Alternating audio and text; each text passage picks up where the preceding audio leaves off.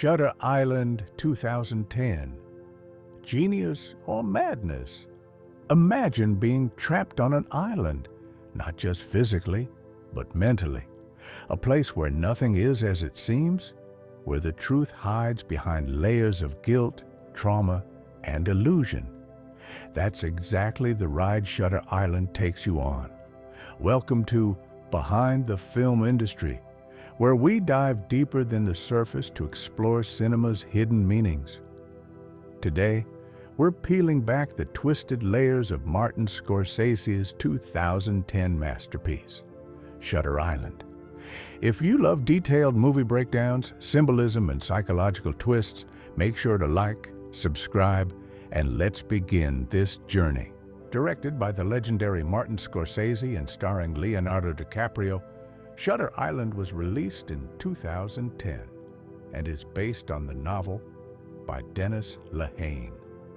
With a haunting soundtrack by Robbie Robertson and cinematography that traps you in fog, cliffs, and cold walls, this film creates an atmosphere that is both claustrophobic and captivating.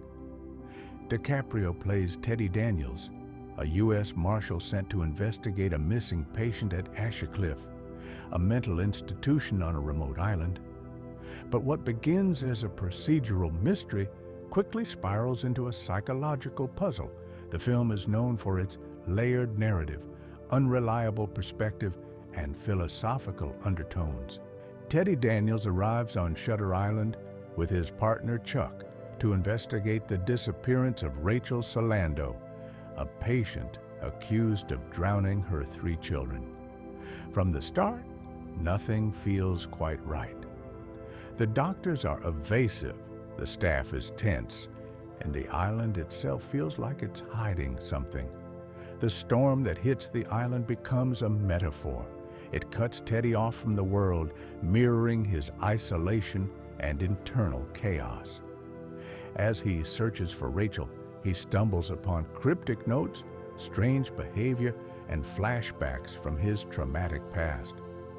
But the biggest question becomes, is Teddy chasing the truth or running from it? What struck me most is how the film immerses us inside Teddy's psyche. The color grading shifts with his emotional state. The camera movements grow more unstable as his grip on reality weakens. Scorsese uses classical noir elements, harsh lighting, oppressive architecture, and reflective surfaces to symbolize fractured identity. DiCaprio delivers a masterclass performance. Haunted eyes, clenched jaw, fragmented thoughts. You feel the weight of his trauma before he even speaks about it. Shutter Island isn't just about solving a mystery, it's about confronting denial, grief, and guilt, and that makes it profoundly human. Spoiler alert! If you haven't watched the film, pause now and return later. Here's the twist. Teddy Daniels is actually Andrew Laetis, a patient who killed his manic-depressive wife after she drowned their children. The entire investigation was a therapeutic role-play designed to break his delusion. This explains the surreal edits, awkward dialogues, and why the staff always seem off. Because they're acting, not hiding.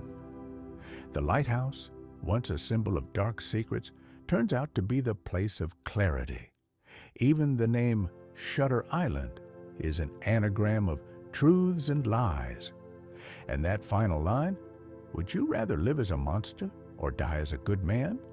Shutter Island is a film that transforms completely on the second watch. The clues are all there, the names, the mirror shots, the way characters glance at each other.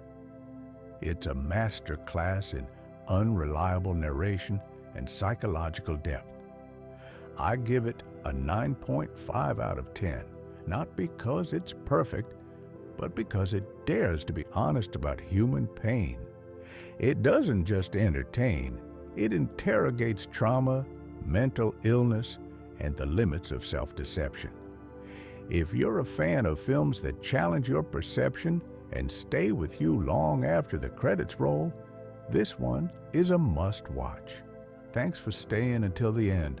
If you enjoyed this breakdown, don't forget to like, share, and subscribe for more deep dives into cinema's most mind-bending films.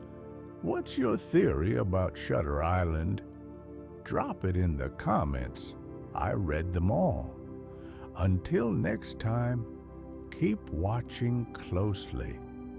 The truth is always hidden in plain sight.